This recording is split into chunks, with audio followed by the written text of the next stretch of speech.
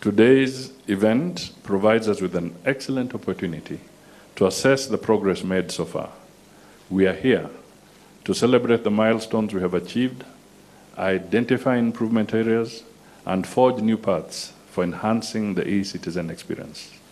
This is also a moment to reflect on how public service delivery can continue to evolve to meet the expectations of a rapidly digitizing world.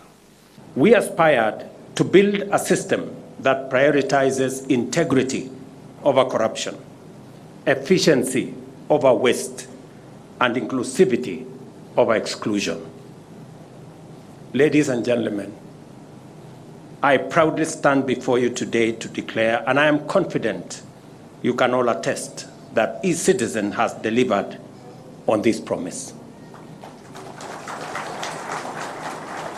Now, from the comfort of your home and with just a mobile phone, you can renew your driving license, register a business name or a business entity, or apply for a marriage certificate.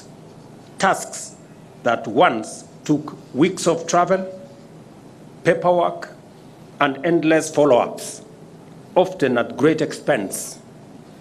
These are now completed in minutes,